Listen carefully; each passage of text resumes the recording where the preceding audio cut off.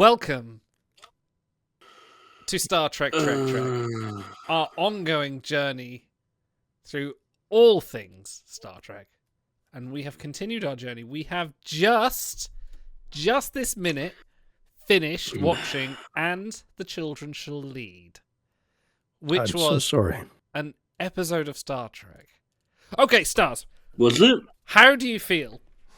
And this it should have come out by the time this episode comes on for a proper miserable.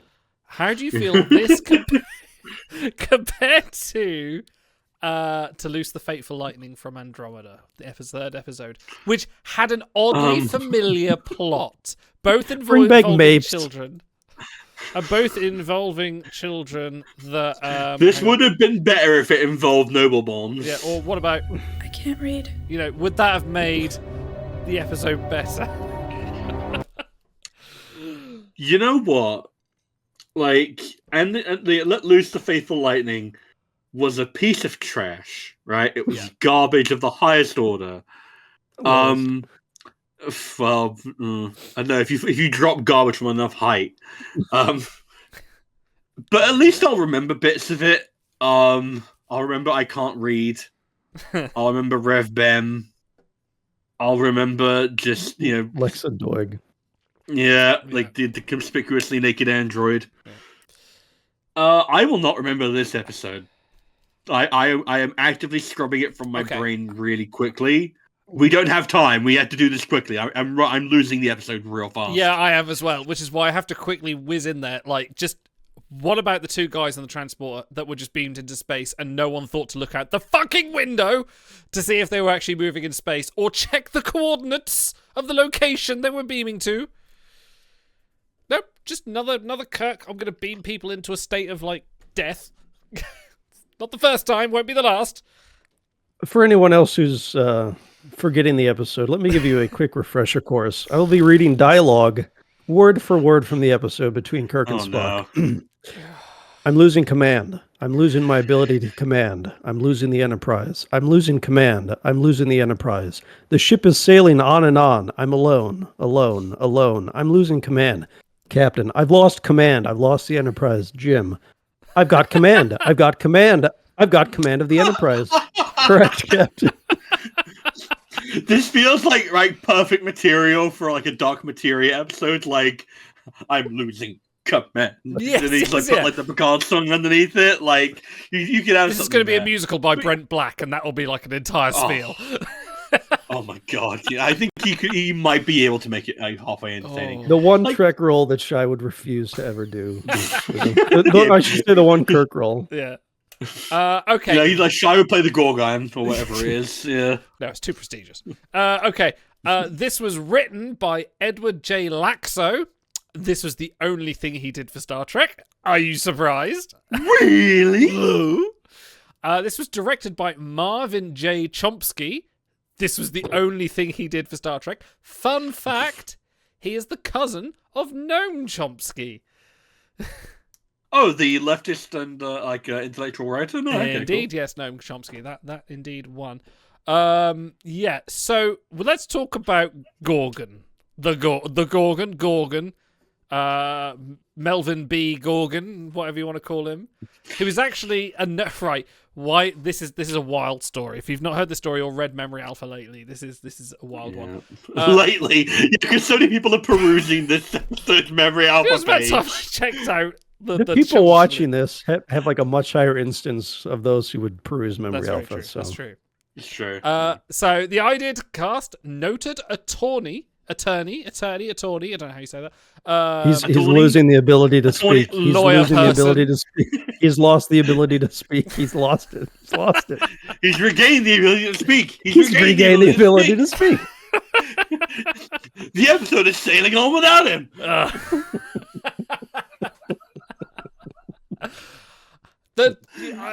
Melvin Belly as the Gorgon came when his son Caesar Belly, great name, was cast as Steve. Producer Fred Freeberger. Steve. Yeah, Steve. hoped that the presence of Belly would boost the ratings. We know where season 3 ended up. This plan failed, and Freeberger realised it would be more appropriate to cast an actor. And Otto, you mentioned this in the pre-cut, but I will. Yes, an actual. It's a revolutionary idea, I know. by the way. Who would have thunk it? Right, so also you mentioned this in the watch log, but I'll repeat it for the sake of the review. Watching our first rough cut of the episode, Gene Roddenberry was appalled by Belly's stilted Gene performance. Roddenberry was appalled, by the way. Lack of acting. Gene was appalled. Yes, and for once it wasn't Shatner, and ordered the producers to distort Gorgon's voice and appearance as much as possible. Do you want to know? Can you guess, for those that haven't read the Memory Alpha, what Melvin Belly's biggest accomplishment was and why he got cast in this episode of Star Trek? Do you want to guess? Do you know? Gonna tell you. He was defending Jack Ruby, the man who murdered Lee Harvey Oswald. That was his you claim killed to my president, you rat. Yeah. Yeah, so that was his claim to fame. Because of that, he got TV roles. One of his only ones. So what was so guys, we've just watched this. What happened? Nothing. Some children came on the ship. They did the hand thing. So but it wasn't trauma because they were led by this weird cult, and they were taking the ship to somewhere because we don't know why. This episode has endless issues. So many issues. All right, so they beam down to the planet, and they trigger the little log or whatever, and they hear the first line of the log is, "There's an alien here, and he's the cause," and they ignore it until about halfway through the episode, where they re-listen to the logs. There's about a 10-minute stretch of them just listening to logs. And they hear it again, and McCoy goes, "Maybe we should do something about this." And Kirk's like, "No, not just now," and McCoy leaves. And wasn't seen again until the end of the episode. He was just like, you know what, I've seen this episode, I'm just going to chill. The only thing they do to try to counteract this mind control issue for the first 40 minutes is reason with them. Like quietly reason with them. Historically, a very strong method of dealing with mind control. Shatner's very out of character. Like, we like subtle Kirk. This is not subtle Kirk. This is phoned in Kirk. This is true. Really, really bad. Until he's losing control. That was even worse, but it was at least mildly entertaining. Go ahead, Stars. You know what it is? You got more. There's a big long list. Even when Kirk is losing it, he doesn't have any of his typical bombast. Like, there's none of that emotiveness. There's no emotional range there. It's like he is absolutely just phoning in. He could not give less of a single fuck, and it's like, I can't blame him. There's nothing here. There's no emotional stake. No one gives a fuck about anything. Like, can you name a second child that isn't Tommy? Steve. Only because I just read his name. No, I'm pretty sure. No, his name is Steve. Which one was Steve? Which one was Steve? Oh. Which one? No, Steve was the child. No, yeah, cast as Steve. I don't know which one it was, but that was a child. Get the point. Give me the point. Incredible. Well, incredible. Give me the point. Give me the point. Like, there's such a... This isn't even first draft. This is like a combination of ideas written on napkins. Like, I don't understand what this is meant to be about. Somehow, the episode, which was being rewritten as it was filmed, Shore Leave, which we just reviewed, was actually a miles better, more coherent story than this, which was crafted by someone who probably didn't get much more work. At one point, everybody is mind controlled except for Kirk, just so we can have Shatner be normal or whatever. Spock reaches up, grabs his temple for 5 seconds, and then he has broken the spell. All right, it's some kind of Vulcan mumbo jumbo bullshit. The very next scene, when Kirk is then overcome and mind controlled, why doesn't Spock just grab him? No, Kirk works it out himself by repeating the same lines. He's fine. Why doesn't Spock mind meld with a single other person on the ship to break it? Instead, we go down and reason with them in the torpedo tubes, and then we fight with Scotty in the hallway or whatever. Well, also, can we talk about the fact that no one seemed to remember they had a gun until like 40 minutes into the episode? Like, No one looked out the phasers. window at any point. No, that's the biggest thing. Like, you got a ship that's in space looking out the window. You can feel the thrum of the warp core as it goes through the deck plates. That's been established many times. People go like, "Oh, we're going to warp. I can feel it." Like, no one. Yeah. Didn't Scotty say, was it in the movies or was it in the series where he says he knows what speed they're going by the feel of the deck plates, Yeah, except exactly. in this episode? All right. Okay. I mean, give Scotty some credit. He tries to fix it, and then he gets like bandjacked within he like does. 5 Yeah, seconds. he's probably the MVP by of the a episode small for child trying. going. He actually tried. He didn't just let children onto the bridge. He immediately walked into engineering and went, "Something's fucky," and tried to fix it, and then got knocked out. So, MVP to him. Whereas Bones just went back and had a few margaritas back in his quarters and turned up at the end and went, right. We did it. No, wouldn't you? Yeah, well, exactly. Edward J. Laxo, the writer for this episode. Which is where they named laxatives from, by the way. That's going to be a thing. Also was a writer on Charlie's Angels. He wrote 51 episodes of Charlie's Angels. Oh, I bet they all suck. I bet they all do. I just had to look that up because I needed to know. You know what the thing is, like, I don't get, right?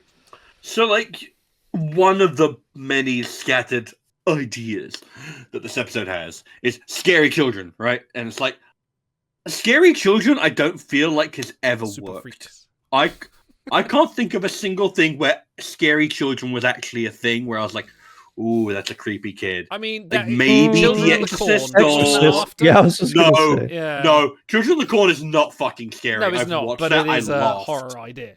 It is, yeah. Yeah, and it was bad then as well. Not the Exorcist, Shining. The kids aren't all that it's like elevators full of blood. Like I'm trying to find something. Trying to find something. You're trying, and it's like, it never works. Also, Star Trek in 1969 is not the trying to try and do it. It just doesn't work. You need seriously skilled child actors, a good idea, a good atmosphere. It's like the amount of things that could be fixed about this episode, or at least improved a little bit with a bit of directorial flair, like. The idea that someone was like, what would be scary? Yeah. Not scary. You know what would be actually genuinely scary? Like an intense zoom in on the eyes or something like that. Like, I know Charlie X did something kind of like that and that also sucked, but like, at least it looked a little bit weird. This is just asking for people to go, what the fuck are you doing? So I will give one, this might go into my best moment, because at least they tried at the early onset of the episode to do the whole, it's trauma. And they tried to psychoanalyze the kids a little bit at the start and kind of do a little bit of like, for the 60s, do this kind of whole taking mental health into a consideration. Go on. Except and the resolution is to traumatize them. Yes, exactly. They made them stare at their dead parents and their gravestones. You're a therapist, and your child comes into, and you say, like, right, we need to take the baby steps, and they immediately try to hijack your office and try and murder people and take people away from you, and you go, actually, no, what, fucker, here's your dead parents. You know, I probably would too. All right. You know what? No, there is one use for this episode, right? It's a very, very good contraceptive. No, actually, I think it's the opposite, because I would rather be doing something else other than watching this episode. No, you look at this, you're like, you know what, I don't want I think kids. we'd definitely be like, okay. You'd be like, I want to play Scrabble. I don't know. I've seen. I want to play Scrabble. Hangman. Yeah. But like the real life version. All right, I'm going to bring back a classic segment, modify it a little bit. Okay. And I'm going to go first because I think there's only one actual answer here.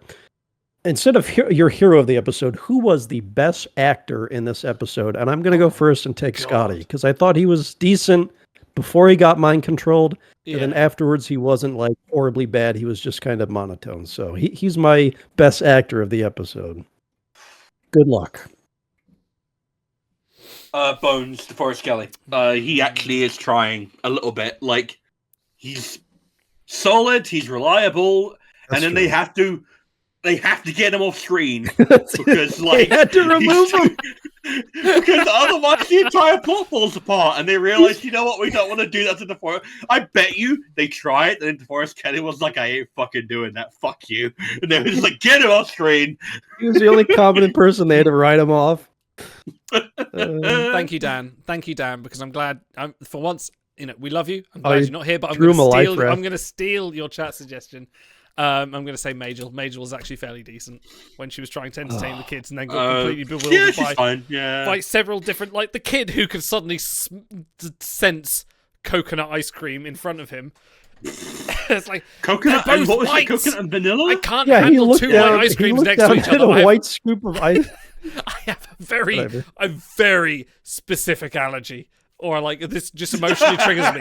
Never mind my children. Never mind my parents are dead, and I'm being mind controlled by the Gorgon. If there are two white ice creams in a bowl next to me. He was more upset by coconut ice cream than his dead parents. He was more upset by coconut ice cream than Shatner was the entire episode. Than Spock just didn't. Okay. Nimoy didn't give a fuck. God, this sucks. Can I bring up something? Right. The alien's name is the Gorgon, right? It's like a Godzilla villain. Why? No. The Gorgon is a very specific figure in Greek mythology. It is. Yeah. It's the women with the snake for heads who like turn people to stone and shit like that, right? What the fuck did that have to do with anything in this episode? He had a snake for a trash can on his trash bag on his outfit. It was all snakes. He had a trash can for a snake. Yeah. The snakes were underneath the bag. I'm going to do my memory alpha poll of the episode. This might be kind of decent. The Arboretum set was originally built for Elan of Troyes, which I think debuted 3 episodes earlier, but became a deleted scene due to time constraints. It was later modified for the Arboretum and appeared 2 episodes after this one. I did find that interesting when I read it, because it is actually like a set, and for them to put in that much time and effort for a scene that they cut surprised me. Like, I would figure if they sunk that much into it, they're like, oh, we got to have this on camera, let's cut something else. But they actually cut the Arboretum scene, which probably involved Kirk walking a lot of Troyes around and kissing her at the end. So I think as well, it's like the TNG Arboretum. We don't see that often as well. Like, occasionally it pops in. Like maybe 2 or 3 times every season. It's not very often, but it is there. So I'm going to have my own memory alpha pull here, because this is the other thing as well of this episode. It kind of cements Shatner's acting. And say a reviewer from the Agony booth, which was a reviewing aptly named a reviewing system at the time, is also harsh on William Shatner's acting, which he sarcastically describes as being renowned and imitated the world over, which obviously we all know from the trope. Describing Kirk's breakdown in the Turboloaf, he concludes, "There's no denying it. This is 100% grade A, pure Shatner here. We have reached Shatnerva. The Shat goes through his entire range of grotesque, buffoonish facial expressions until Spock finally moves towards him, prompting Kirk to wildly grab him by the throat." He has gone full. You never go full Shat. Actually, I did call out while we were watching. I think this is the actual delineation point where he went from like reasonably good, understated actor with bombastic moments to full parody. Because this was so bad. There was 2 halves to Shatner in this episode, because there was the point where it was just whispering. And just it was sleepy Shatner, and dull. then... Yeah. And then all of a sudden, I know I'm acting. It was...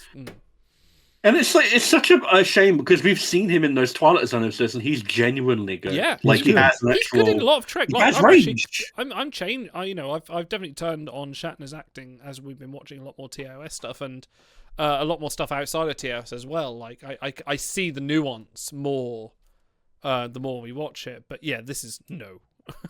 Wait, who's the director for this? Laxo. Oh, Laxative. That's no, right. Laxo was the writer. Marvin J. Chomsky. They've both got the middle name J, like Homer J. No one knows what it stands for. It just stands for J. Marvin cousin J. Marvin. Listen to this and the angels, and then there's like just put the phone down. You're not ready for this, but your kids are gonna fucking hate it too. A bit of good news from Memory Alpha. The director Chomsky died in his sleep 2 years ago, March 28th. Fucking hell. Oh, was that our best moment, is it? Fucking hell. All right, okay, it's time. Four-time Emmy-winning director and producer of film. He won 4 Emmys and directed this. He did direct Roots. Roots is a testament for the time. So anyway, let's go on to... Bread Bread of the episode. What was your bread? I feel like there's so much bread here. I'm gonna get gluten intolerance. Stars, please. Give me your bread of the episode. I'm gonna be cheap and I'm gonna steal it because me and Auto have been pushing it for years. Oh, there it is. It's just so non-threatening. Like, it's just like, I guess it's meant to imply, like, oh, I'm gonna hammer or, like, destroy you and create, make you into paste or destroy everything. Like, listen, when my wife vaguely masturbatory. When my wife does it, it's like, hey, I'm in for a good night. When some random child on the street does it, I'm just like, okay, I need help here. Okay, don't follow up my wife with, and then when the child does it, I try to keep those two things separate. Anyway. Also. Actually, it would be a decent, you know how every Q has their own, like, finger snap, or Quinn does that, and then Amanda Rogers does, like, two hands. That could be like if you did it, like, once or something. I don't know. I think there was, I've really got. You know what would actually have a good amount of, like, if you just went like that, and then it happened. I feel like that'd be a lot more dramatic. Like, the hand slap would make it a lot more, We never established if they need like eye contact to do it, or they can just be sitting in their quarters and go, "Oh yeah, I need to take over the ship. All right, let's just okay, fine." Well, okay, so that's the thing where it. I think me and Stars just had the same time. All right, this is where it crosses from science fiction. From science fiction into stupid fantasy, because you can't explain any part of that. Does it have range? Do you need to be like in contact? What does the alien actually do? How do the kids wordlessly know what the other person is supposed to be doing? Like, you just go like that and they do whatever you want. And that crosses the line from sci-fi into fantasy. Like, that's not good sci-fi. You know, well, it also isn't internally consistent, right? Because it's like they say, "Oh, every person has their beast within them." That's how you control them, is by controlling them through fear, right? Inside there are 3 children doing this. Bro, stop! Oh my god! And so Sulu is afraid of giant swords in space. Okay. Uhura is afraid of dying of old age and disease. A bit more valid. And then Spock just kind of goes, yeah. That's not really we know what Spock's internal struggle is. He deals with it every other freaking episode when he's like forced to lose emotional control. So why is it just completely underplayed and undersold here? Like, what's this revisit? I think that's a sign of how underplayed and how little and how uninvolved in the episode Nimoy is, that he didn't fight for anything more for Spock. He could have like Nimoy was checked out by this point. He was very exactly. He just didn't give a fuck, and you can tell. And it's like, it's not often that you look at Nimoy and go, "You're not trying." And it's like, I can't even blame him. No, was this feels like it was another version of the Final Frontier. Like this kind of like they should have been all challenging their inner demons or some sort of thing like that. But Final Frontier is better than this, dude. And that is Frontier's good.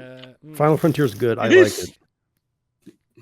it. All right, Stars. Last time you and I watched it, you even agreed it was much better than. Yeah, it has a lot of good parts. It's not a good whole. I shouldn't have said we would rather discuss Final Frontier than this. Yeah, I would actually, because like Final Frontier is stuff you can talk about. There's actual like. All right, I want to get to Latent Image. My bread, I'm not even going to try to be original. That's the only thing you think about is the kids going like that. So that's my bread. My bread will be Shatner in the turbo lift, and that'll be bread. Okay, I'm losing control. I've lost control. I've got control again. Yeah. So put that in the text to speech. It could be funny. All right, let's go for our. The best advice I can give you is to just be yourself. You're the worst thing that ever happened to Zek. You're the worst thing that ever happened to me. Actually, that's the second best piece of advice. In fact, you're the worst thing that ever happened to the entire Ferengi Alliance. No. Just stop saying. I need to put that over like 2001: The Space Odyssey when the monkeys are all going. You really do. It's perfect. It's like that is the thing. Yeah. Yeah. Okay. Doesn't it say so much about how much better that episode of DS9 is? Like, all I had to hear was like Rom's voice, and I just started smiling, and then I started thinking about what the episode we're actually talking about. I'm like, oh. Yeah, but that's it's good, like palate cleanser. The palate cleanser. Oh, hang on. Is it going to work? And now, a word from our sponsor.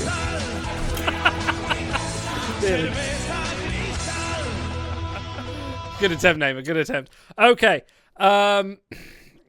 Best worst moments. I'm gonna start this time. My best moment is definitely the start with McCoy and Shatner and Kirk. I keep calling it Shatner. Kirk and Spock going over a little bit of developed mental health approach to how these children should be coping with the death of their parents.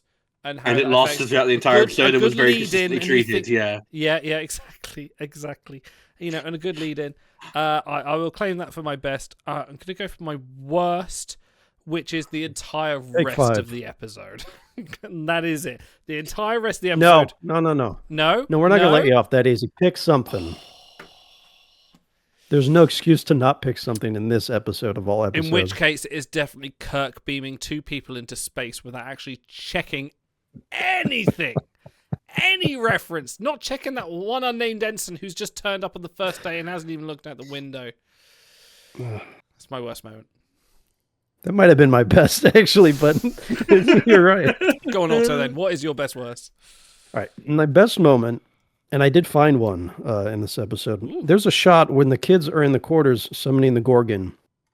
And you have the camera in the middle of the ring of children, and they go from child to child as they're chanting. And it was reminiscent of that 70s show where they're all sitting around and they do the, that camera whip. So that was something like fun directorially. The worst was Shatner in the, I almost said elevator, in the turbo lift.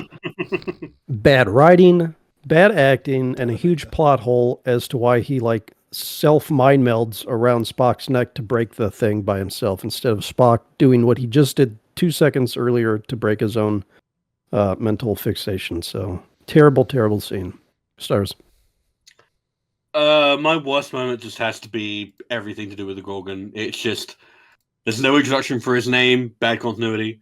There's no real explanation or exploration of his species. The actor is the single worst actor that's ever been on Star Trek. Yeah. There is no. You cannot convince me there's a single. Every single child was better than him. Yeah. It's true. Even with the fake tears. Every random red shirt that you'll ever see in an episode of Star Trek was a better actor than him. Just ill-considered, ill-conceived, ill-cast, ill-written, ill-directed. Everything was wrong. We're just ill right now. May God have mercy on your soul. And I award you no points. Best moment? Fuck me.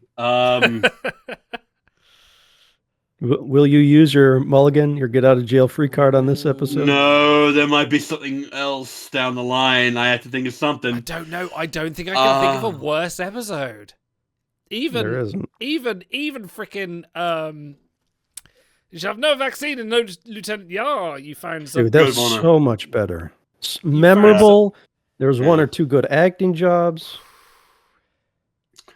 If you want to take it, you can take it. No, I'm not going to be weak.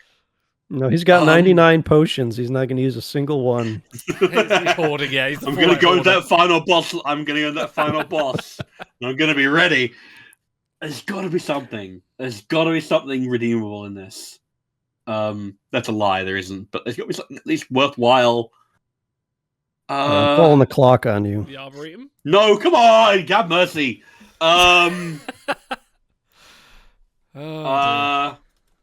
there's something. The problem with Stars' brain is that he is so young.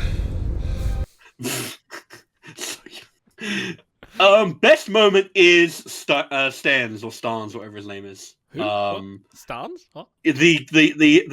The father of the oldest kid of Tommy. Oh, the recordings. Okay, yeah, right. Yeah, he does a halfway decent job.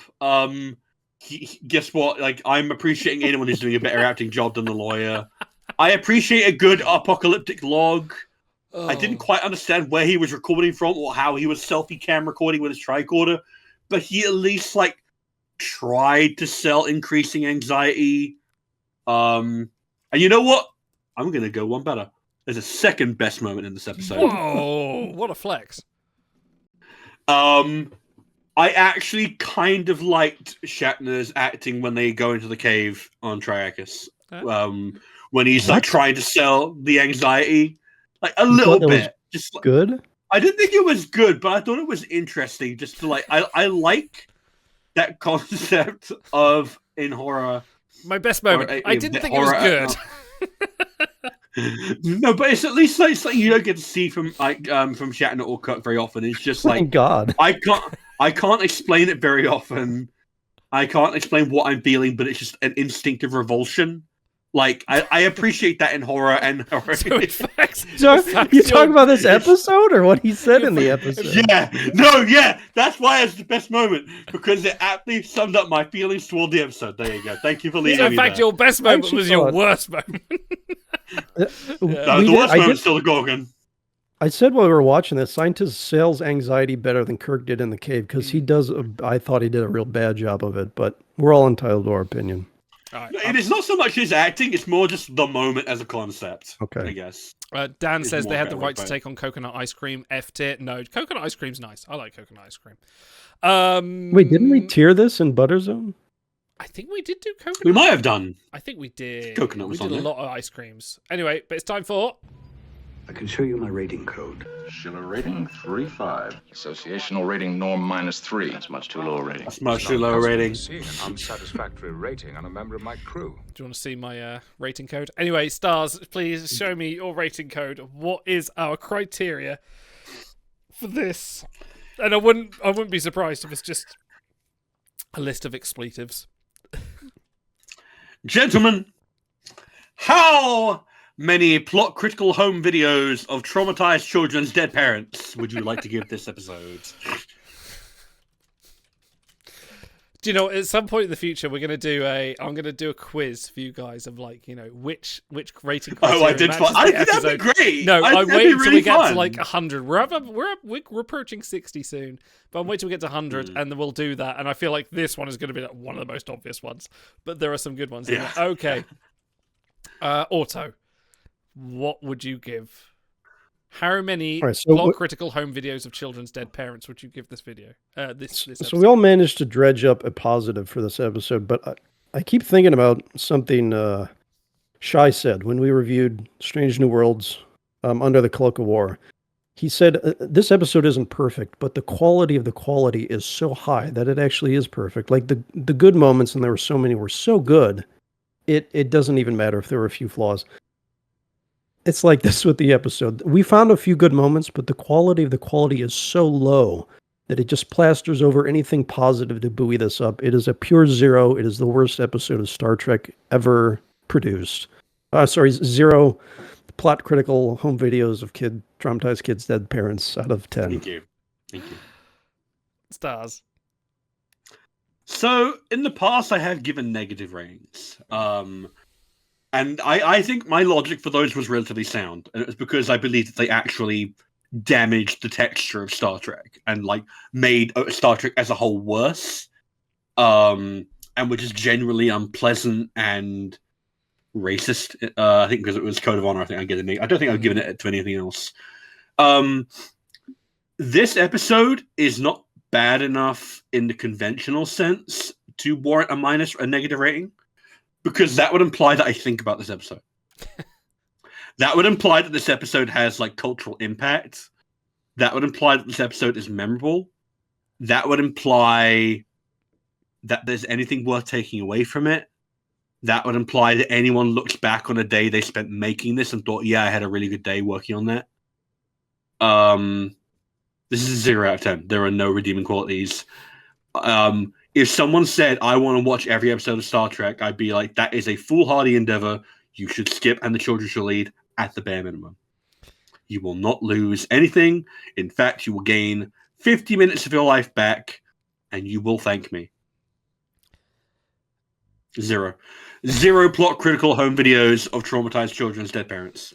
0. So I said recently, it might have been for an Andromeda. Like it's so easy. If something's racist or sexist or like outrageously bad, you can say, "Oh, like that should never be on TV." And I feel like that's almost a crutch. This doesn't have any like offensive moments. It's just so borderline baseline bad in every aspect. So I almost think that's worse than having like a sexist moment or something. So I pre-rated this. It's just pure incompetence, yeah. So I pre-rated this an optimistic 1. You guys accurately pre-rated it a level 0. I am also going to go with a 0 and echo many of the comments you guys have said, in that the thing that got me when I was watching it is just like, what is even going on? Like you know, like you said, Stars, like the episode evaporates from your brain as you watch it, because all you remember is you remember that. For podcast listeners, the hand action, and you remember the Gorgon. The hand action. Yes, exactly, and nothing else, because nothing else really happens. There isn't any apart from Kirk beaming some people into space. But for the sense of it, there's just a lot of just like confusion and plot nonsensical things going on, which makes me wonder, like, when you're sitting around the writer's room and they're trying to construct this episode, which they did do back then. They constructed episodes that had a beginning, a middle, an end. This is the only episode I can describe that had nothing but middle. There was just middle all the way through. They did the beginning, middle, and end right at the beginning, when they went down to a planet full of dead people and went, oh, right, they're dead. Oh, the children are traumatized. Okay, cool. Let's beam them back up. Credits roll. And then that's it. But somehow they went, oh shit, yeah, we've got another 35 minutes. Let's do something with the kids. Oh no, I don't know how to write. I guess I'll go over and write for Charlie's Angels. No, so I am. Hang on. No, it's not just a case of I can't write. It's also I can't read. Yeah, yes. This was a mishbrief from from an abandoned Confederation colony somewhere. There were a couple lines in here where you could tell they were trying to like make a point to something. Spock says, "They're followers. Without followers, evil cannot spread."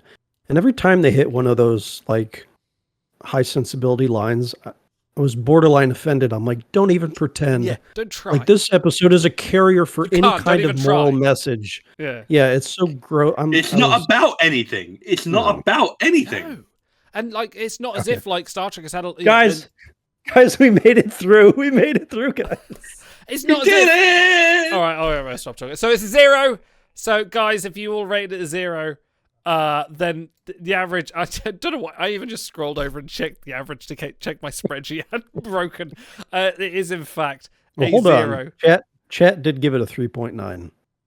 So I'm sorry, I'm striking that from the record. I am indeed. So I haven't even got chat's equation on this. So this is in fact the 3rd lowest episode of Star Trek we've ever watched. Hey, big points if you can guess the other 2 episodes. My hatred for Stars grows because there's no way this should be the 3rd worst. It is. You've sabotaged our entire rating system by not putting this lower. To be fair, all right. I created the system. I can destroy it. I mean, you guys know Justice and Code of Honor are the ones below. But can you guys tell me what is the episode that beats it? You mean directly above? Directly above A Children Shall Lead. Have we done the passenger yet? We haven't done the passenger. No. That is actually next chronology on the DS9 one. It stands at 0.7, and I'll tell you, it was you, me, and Racing Liners that reviewed it. Oh, never mind. It's an Enterprise episode? It is not an Enterprise episode. But we did it. I was going to say Lonely Among Us because that was not Lonely Among Us. Lonely absurd. Among Us is actually the one above that. Actually.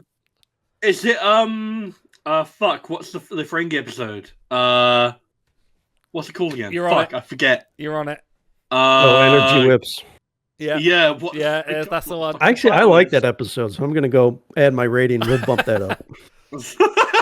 You are correct. It was the last outpost. The last outpost there was we 0.7. Yeah, there you are. Let's move on. Dan got it. Okay. Thank you, everyone, for watching. If you are watching on stream, stick about. We are going to actually watch some decent Star Trek for a change. We're going to watch some Latent Image from Star Trek Voyager. And if you're watching on YouTube, please come back in a couple of weeks and we'll be reviewing Latent Image. But from us and from now, live long and prosper, and ta-ra! We did it. We did it.